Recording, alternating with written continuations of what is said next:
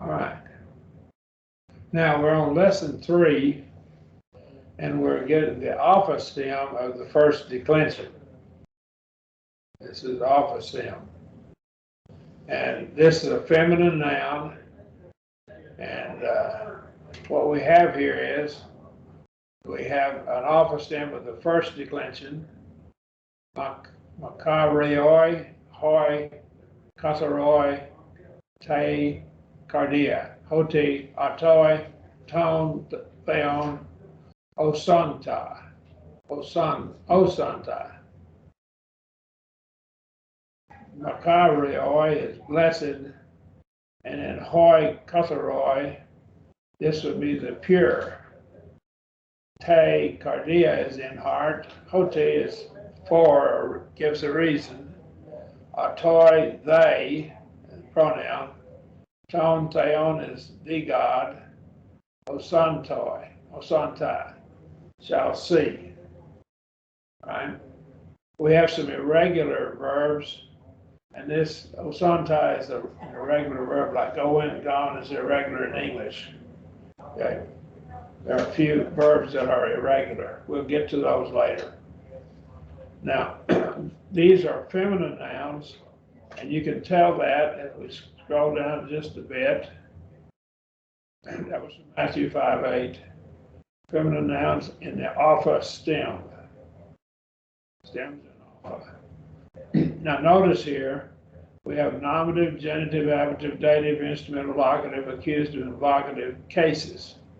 Now notice the ending here in the nominative case, it ends in an alpha here. That's your alpha. That makes it an alpha stem. So it ends. All stems in alpha are declined in the first declension, and all of them are feminine. You can tell by the articles they're feminine. Now, gender has to do with grammar more than it does with sex. Okay? Because a rock can have feminine gender, or something else can. The word they is feminine gender. Right?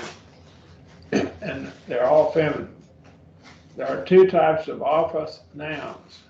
If the alpha is preceded by an epsilon, iota, I'll move my cursor across, iota or rho, it is long and retained throughout the declension. And so notice here, we have it preceded by a rho here. So we have a meira, and notice the rho next to the last letter. So it's long and retained throughout the declension. So if you look, the alpha is there in all of the declensions. I'll highlight them and just go through them right here. Skip down here, here. We have it over here, alpha. We don't have it in the genitive ablative. Everything else has it. Genitive ablative has its own form, plural, in the plural. But everything else will have an alpha in it. That's what they mean. If the alpha is preceded by any other letter, the alpha is short, and it's changed to an eta in the genitive, ablative, dative, instrumental, and locative singular. The plurals of all first declension nouns are the same, so your plural is going to be the same all the way across. These endings are in the plural. Now we end it with an alpha, and that would be nominative case. And we come down, nominative singular. We come down, alpha sigma, and I'll highlight it. That is the genitive ablative ending. All right. Alpha with an iota subscript. As you see here, look, there's a little bit of iota on the bottom of the alpha. It's an iota subscript. That would be the dative instrumental locative form. Okay. Doesn't always indicate the dative instrumental locative. There's some exceptions, but the vast majority of the time when you see that iota subscript, it's a dative instrumental locative form. And that will usually be singular. The alpha nu ending is accusative ending. frequently the accusative case will, in singular, will end with a new. And then, of course, your vocative in this case is exactly the same form as the nominative. Remember, some words have a different form in the vocative than they do in the nominative, but most words do not. They have the same form. And here we have the standard form for all of our endings. Now, I want you to notice here, that's the diphthong, alpha, iota, aha, ra, hemera, hemera. Notice the rough reading, hemera. And so it's I as in Iowa. And now notice your article here is the same as the ending over here. You have the tone ending, the omega nu ending is the same as the ending of the noun. That's the ending of the article. And then ice, you have the ice ending for your article right here, ice, and you have ice over here for the noun. Notice how those endings operate through there. That would be dative instrumental locative. Now you have the toss, that would be the alpha sigma, and that's the same ending on your noun. Any questions? Your vocative down here is generally the same as the nominative. This is the vocative plural. Frequently, most of the time, the vocative does not have the article with it, okay? There are exceptions to this. So when he says the plural of all first declension nouns are alike, these endings that you see here, and I'll just go down, I'll get the first letter on each of those endings. They're all the same in all your first declension nouns. And so we have all stems in the first declension are feminine. They're all feminine nouns, okay? Are there questions? All right, let's go over here and look at this. Hey, mera. Hey, mera. The day. So we have here, we have taste. Well, I did the wrong thing. Taste. Meras. Hey, meras. Taste, meras. Of the day, or it could be taste, meras. From the day. That would be ablative case. Notice your ablative and genitive are the same form. Dative, instrumental, locative are all the same form, so we'll just take one of them and show it. Te, mera. Now, there may have been in times past that iota subscript had a little bit of an inflection or some kind of a pronunciation that was different. But what it was, if it had anything different, we don't know what it is. Te, mera. Te, mera. All right. Now, do in meron.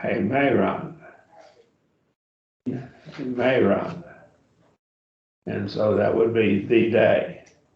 All right. Now, what is the function of the accusative case? Someone help me out with it. Direct object. All right, it's the direct object. Now, it will also function, we'll learn later, it'll be a direct object, but it can double up and function, that direct object can do something. And so it would be the subject, you think of it as the subject of an infinitive. So if you have an infinitive, the subject, its subject, and they don't call it the subject, but they call it something else, we'll get to that later, will be in the accusative case, okay? Right? Hi, notice the rough breathing here. I, ra, hey, mera. On. Now these forms are all the same. The genitive, ablative, plural endings are the same in masculine, feminine, and neuter. They're all the same, always the same. Okay? You have tone, and may roam. Tone, and may roam. That's genitive, ablative form. We come down, and we have ties, and may rise. May rise. Ties, and may rise. To the days, that'll be dative, indirect object. Instrumental would be ties, and may rise. And that would be with the days. That's but with the instrument, that's the tool or instrument by which something is accomplished. And then the locative would be in the days. In the days. Location. Now then we get us and may Ross. The days, again, that's dated, that's an accusative case, that's your direct object. And then it would be oh days, you're addressing the days, you're talking to days. That would be figurative language. Hey Mayra. Hey Mayra. Okay? Any questions? Oh days. Any questions, anybody? Now I want you to notice something here. Hey Mayra, the word day, and this is your stem. Right here is the stem for it. So what we're going to learn a little bit later, we're going to inject something that's not in the book, but we're going to look at the stem. And as you notice here, I want you to see something. This is your stem for it. And you see the stem right here, and then you see it right here. All right. There's that stem again right there. And if you look down, you'll see it in every one of those forms. Eta, mu, epsilon, rho, alpha. It's in every one of them.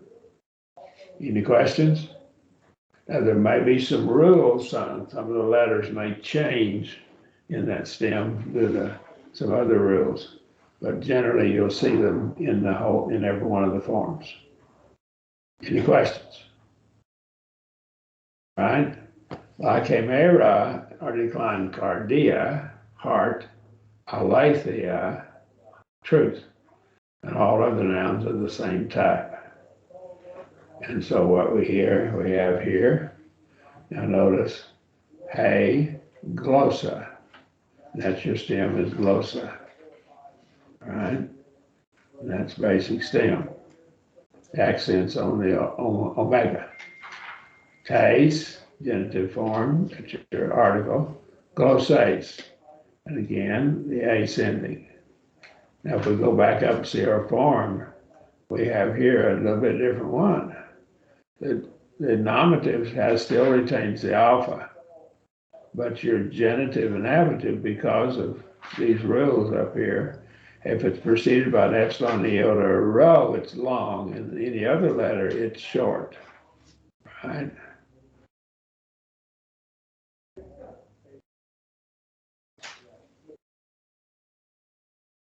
If it's preceded by any other letter, and that's notice here, any other letter other than epsilon, iota, or rho, the alpha is short and is changed to an eta in the genitive, ablative, dative, instrumental, locative, singular. The plurals are still all alike. So let's go down and see that rule. The alpha gets changed to an eta. So this alpha here is changed to an eta just below it, right there. Eta here, eta. And then it goes back to an alpha in the accusative. So let's look at that rule again up here. Maybe will help us to see what we're talking about.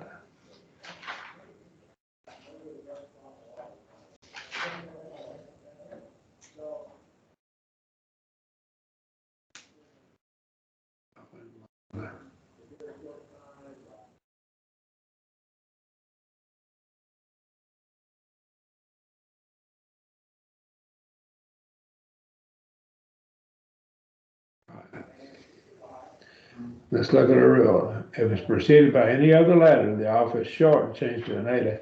In the genitive, ablative, dative, instrumental, locative, notice it's not changed in the accusative and the nominative. and the vocative. Okay, so let's go down and look at it again. It's not preceded by epsilon, iota, or rho, so it's all right. Hemera is to be preceded by a rho, but glossa is not. Alpha that we see here is changed to an eta in here, genitive, ablative, and in the dative, instrumental, and locative. But it is not changed in the accusative and vocative. It stays as an alpha. Any question? So your accusative and vocative will be the same up here in the accusative and the vocative, just as they were preceded by a rho. Now your plural forms stay the same, so they don't change. Okay? And your articles, the effeminate articles, they're always going to be the same, and those are the endings of your adjectives, all adjectives, feminine adjectives. Any questions? Now we got another word, aletheia, and so we have the alpha, and it's preceded by an epsilon, and by an iota, an iota. And epsilon iota is diphthong, but it's preceded by an iota. And so it's not preceded. Let's try it. I don't think glossa is here. Okay, we don't have it declined for us. But that's an iota, see. So the rules would apply, it would be like hemera, because it's got an iota. So if we were to have it, it would have the form we have right here under hemera. Okay, let's see now if it has an epsilon, iota, or a rho preceding it. The alpha is preceded by that. So we come down here. This is preceded by an iota. So it would have the same form as hemera. Wouldn't follow the form of glossa. Okay. Any questions? All right.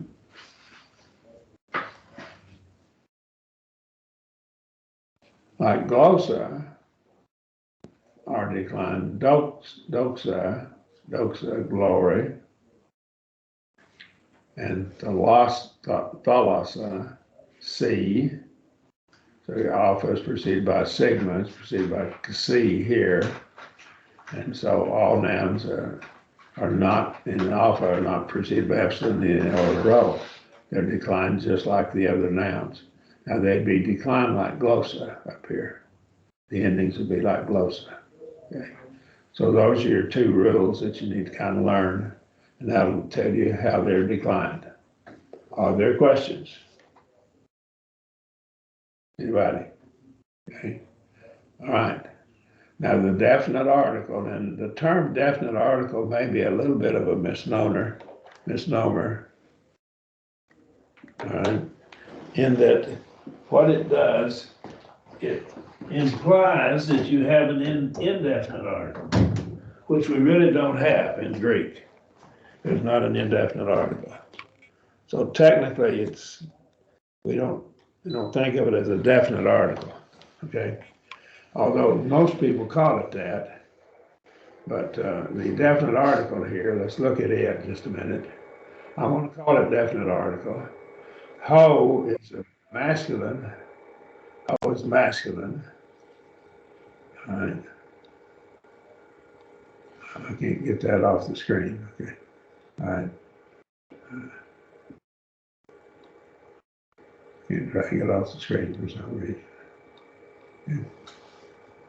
All right. If I do that, I don't. Paul, if that kicks you out, come back in, if you will, okay? Shall not Okay. fly. Okay. All right. Ho is a masculine article, that's nominative case. They're given in that form. Hey is feminine article, nominative singular. And ho is masculine article, nominative singular. To is the neuter article, nominative singular. So that's how they give them in the nominative singular form. They make the noun point to a definite one in a group. So what we have is, if we have aletheia, truth, that's just truth in general. But hey aletheia is the truth, and it's usually referring to something definite out of a group.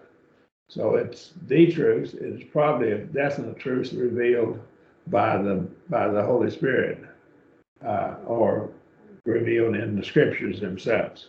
So hey aletheia is the truth, or just aletheia is just truth in general. So again, that's pretty much how you would use the article. However, the article may point to something immediate in the immediate context. And he may be talking about truth and then have the truth, and he's talking about some particular truth in the context. Right? So you have to look in your context frequently. The definite article, I just referred to as article, should be used with exactness. I don't believe in the Bible that the definite article is ever there when it has no meaning. I don't think the writer just threw it in just for variety. I conclude the Holy Spirit had a reason for it. But frequently, we don't put the definite article there in English. All the time we have it in Greek.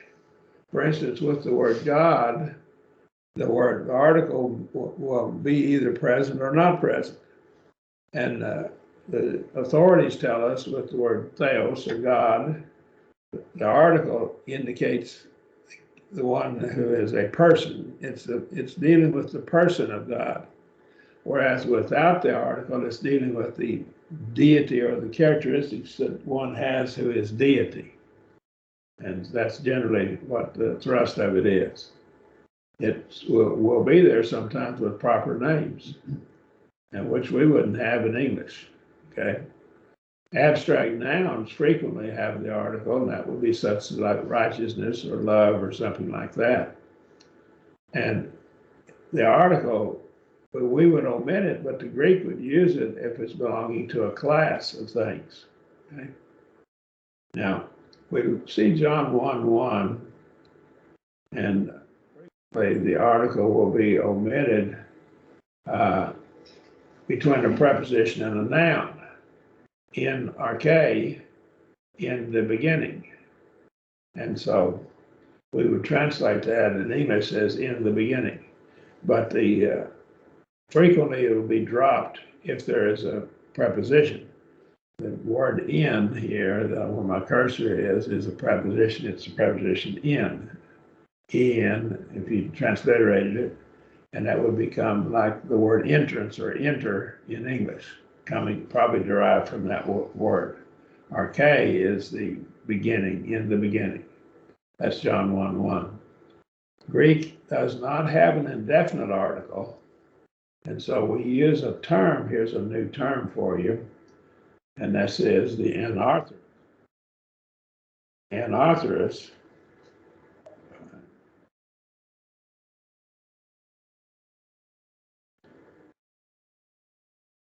Anarthrous noun is a noun without the article, okay? That's all that means. The word the is not there. It may be translated with an indefinite article when English sense demands it. For instance, down below, this Greek word here is oikia, and there's two words for house. This is one of them, actually more than two, but oikia, and then there's oikos. One of them is a house, the brick and mortar, the wood and so forth, and the other one is the house, the family, the house of David, for example. And so again, there's a subtle difference between maybe house, or it just could be a house. And the context will have to tell you how it's rendered. Sometimes context is hard to tell which way it should go. Okay? The article will be given later. We'll use other aspects of the article at a later time. We'll lay them out. And we'll try to make application to Scripture as we go. That's one of the ways I'll be trying to teach this. We'll make applications to verses of Scripture, okay? Now, we'll come back to the article a little bit later. Locative of time when. This is something we use. We see the locative case can indicate time, location in time. So we can locate time. The locative with or without in. That's a preposition. We'll get to prepositions in a lesson or two from now. This is a preposition. Preposition in English, in, is used to express time when something is happening. We would say in English in the past, so we're using English that way. Or in the future we'll do this. In the present we'll do this. We'll be using it the same way it's used right here. The phrase could be at or in. Now then, let's go down here and look. And again, this doesn't have the diacritical marking. I'll try to remember to put that on later. Let's see.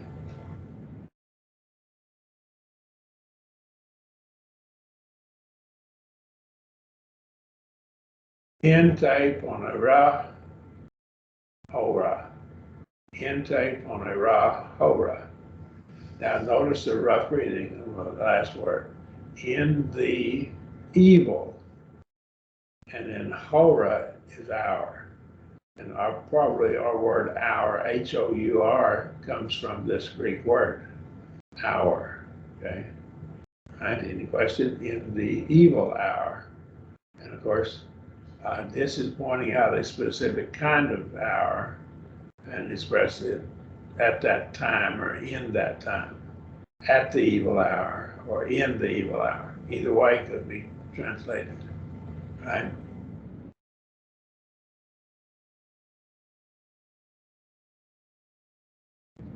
Te escate a mera. Te escate te mera, a mera. Notice the rough reading on that eta, on a mera. Te escate te mera. At or in the last day. Again, it could still be in the last day or on the last day. And at or on probably is more like we'd say it in English. In or at or on the last day. In would not be wrong. But notice we don't have a preposition here. We do have the dative instrumental locative form. And it appears to be location or locative, and it's a location of time or locative of time when something happens. And so that's what he's trying to show us here. Any questions? Anybody? All right. Now, accusative, this gets to something I told you.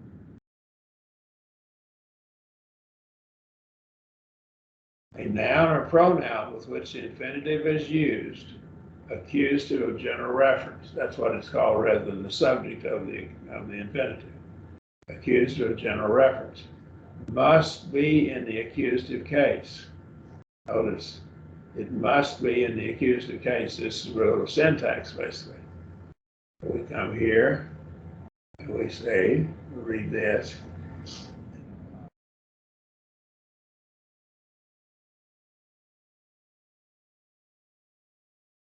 Jesus tavai tain ecclesian, gnoschein tain aletheia.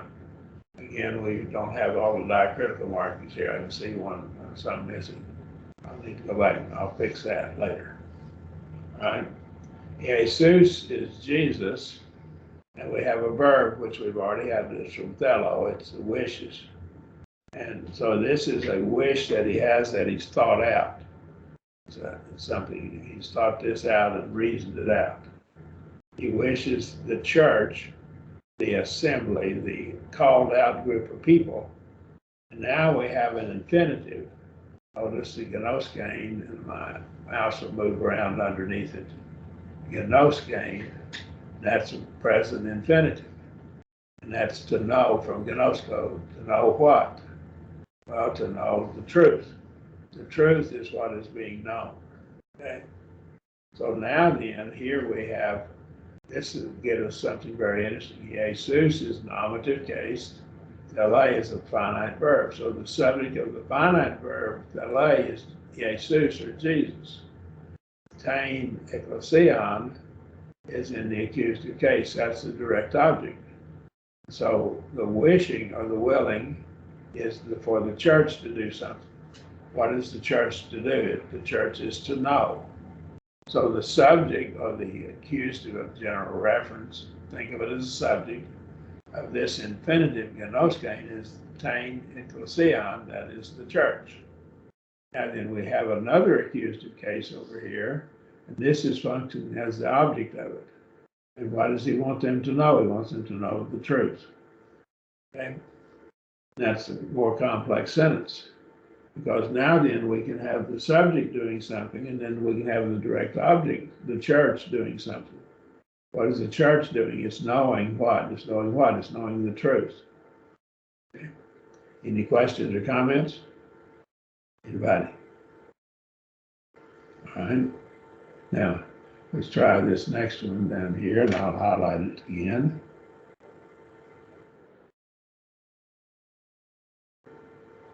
Ho polos lege tain ecclesion ekain exousion.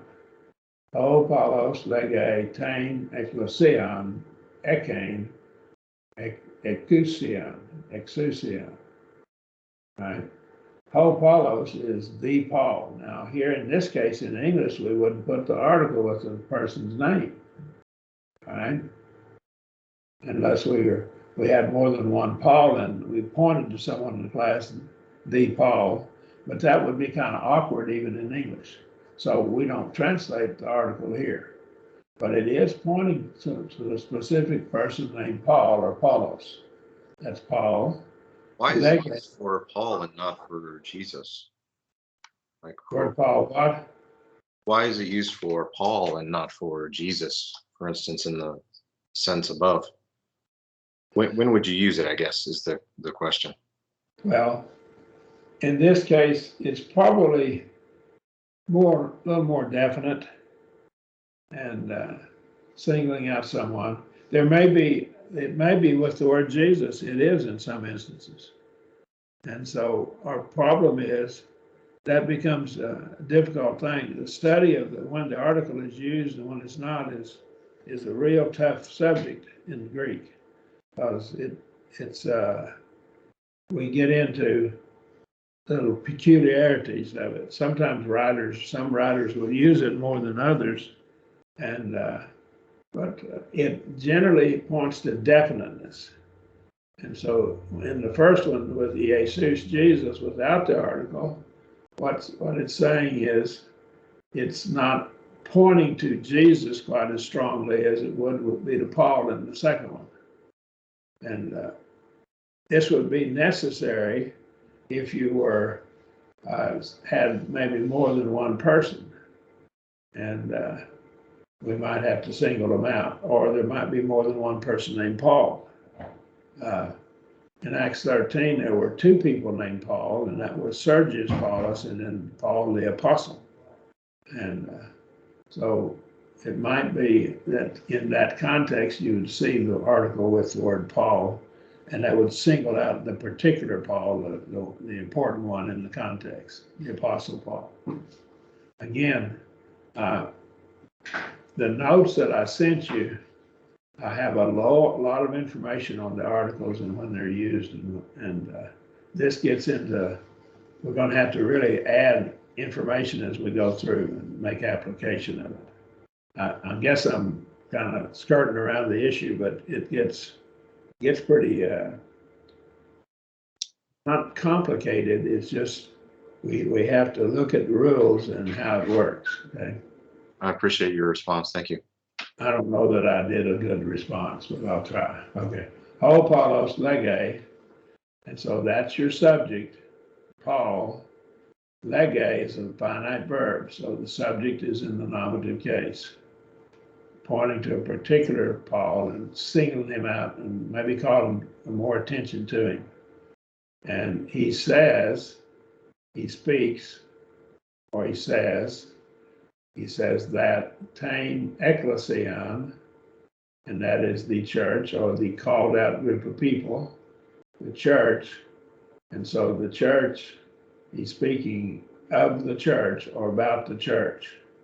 And the church then is accusative case, tain ecclesian, and then that becomes the accusative of general reference. Think of it like the subject, although that term is not used, but think of it like that. The subject of that infinitive, ekane, from echo to have. And so the church has, now then, exousion is authority or power, right? So what we have here is the first accusative case one has the article tain ecclesian. That's the direct object of speaking. And the speech is about the church. The speaking is about the church. What he says is about the church. Then the church has authority, and that last one is what the church has. So that's a more complicated sentence, see? So we can take the direct object and make it do something too. We can also take in participles and make them do something as well. We'll get to them later. Any questions? Now, according to Roberts here, and I believe he's correct, this construction is used especially in reported speech or indirect discourse. Indirect discourse. All right, any other questions? Now, I want you to let me know, did I send you a file entitled Lexicon and Grammar Notes? If I didn't, you need to let me know and I'll send it to you. It's about a 400-page file of Lexicon and Grammar Notes. It has a lot of information about the article in it.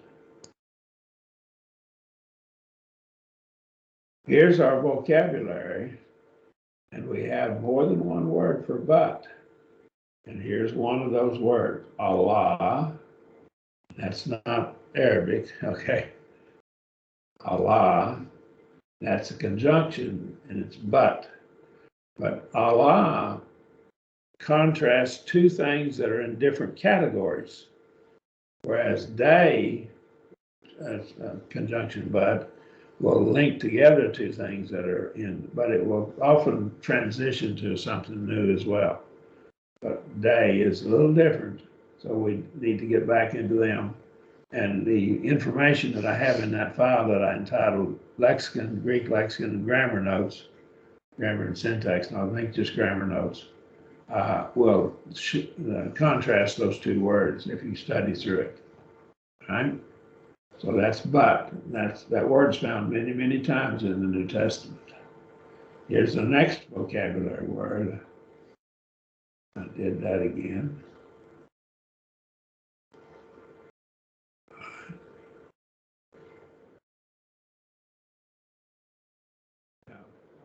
Notice, let me back up and I can talk about it as we go through. We have the word aletheia. Notice the accent on the eta. Aletheia. It's truth. That's just truth in general. Now then, the next two letters are the genitive singular ending of this word, alpha sigma. They're the next two letters of the genitive ablative ending. So you take the alpha and put an alpha sigma, and that makes it genitive ablative form, singular. So that's your format. Your lexicons will always give it in this format. A noun will be given in the nominative case, and let me highlight it so that you see what I'm talking about.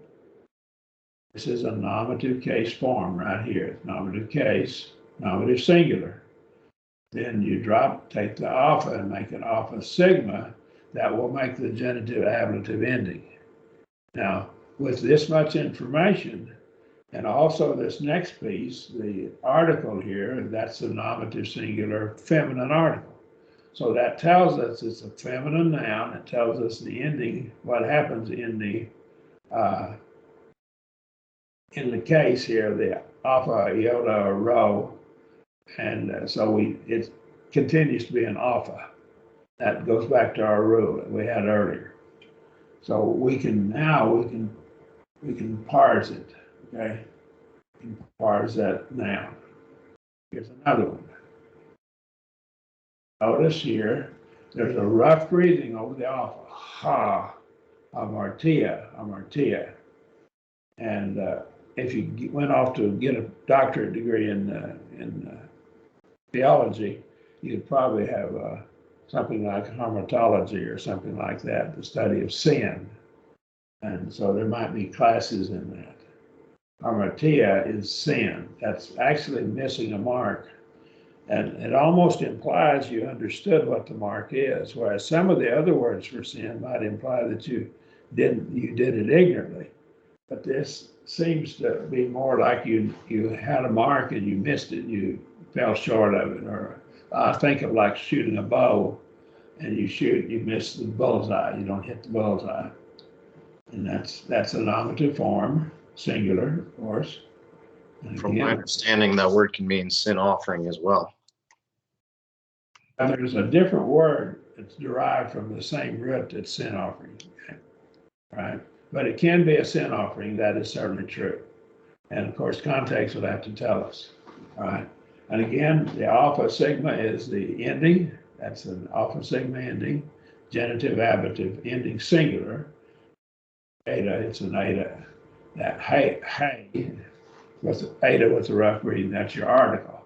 And again, we know it's a feminine noun. Again, let's go back now.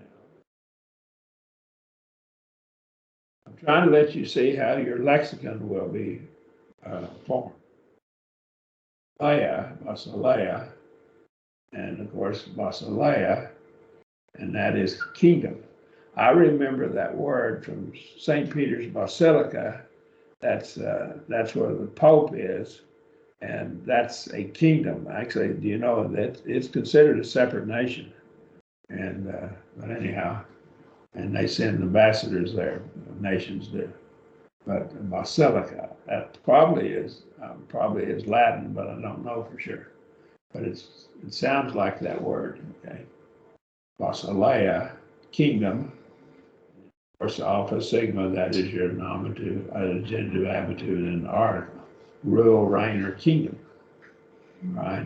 I'm not going to go through the rest of these like this, but we do see now here with this glossa, and notice doesn't have an epsilon, iota, or rho, so it becomes in the genitive form. So that tells you that it follows that second rule, at the rule there. So it becomes an eta. And now that will tell us how to decline that noun. And of course, we see it's feminine with the article, eta, glossa. And our English word glossary comes from it, and that's ton. It's a list of words. Most of my books that I've written, I put a glossary in them of big fancy words that are found in quotes. I try not to use them myself unless I have to, but I'll try to define them.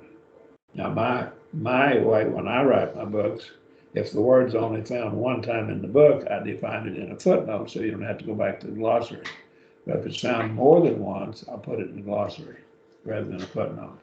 Any question? Doxa. And in some songbooks, there's a song called the Doxology. Have you heard of that song? Anybody? The Doxology? Yep. And so that's doxa is the glory, glorify, and doxology is the sayings or the things that glorify. And of course, there's sigma form, and that will follow those rules that we have in this lesson. And then we have ecclesia, and again, it follows the normal form of it. And there's ecclesia, an assembly, a called out group of people. Our word ecclesiastic or ecclesiastical comes from it. There's your genitive, ablative form in your article, then after your eta. I don't want to go faster here. Ecclesia, and that is authority. And it's kind of like you stand outside yourself, right? And you have authority. And of course, the alpha sigma is your genitive, ablative form. Now, escate, is an adjective. So that's a feminine adjective. Escate. That's a feminine form of the adjective eschatos, which is nominative, singular, masculine. But it is an adjective describing something, describing in this case last things or last days or something like that. Right? A mera again is a noun, day, and of course it's got an office sigma ending. You see that in your lexicon, the lexicon will give it in this form. Almost time. Right. Thalassa, and that is C, the article. And we go down here to the next one, cardia, and that's heart. And again, it becomes an office sigma when you see the endings. And now that's like the heart, and a cardiac ward in a hospital is a heart ward. Kine, and that is new, and that's feminine. That's an adjective. And now we have oikia, and that's a house. The os in the article. On a rod, that's an adjective as well. And this, they're given a feminine form. On a rod, it's evil. Ora is our, probably our word, H-O-U-R comes from it. And our, and of course it's a noun. And of course, Kyra. So there's two different basic words for sword. And this is a short sword that the Roman soldier used, probably 8, 10, 12 inches long. Okay, right? Now that's a short sword, but a common sword used by the Roman soldier. And that is the word joy. And again, it's a noun as well, right? Next week, let's go to text A and look at it, and let's try to work on it, if you will, and try to translate it. And we'll walk our way through it.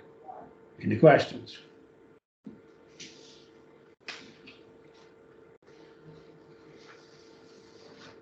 All right. Thank you, brother.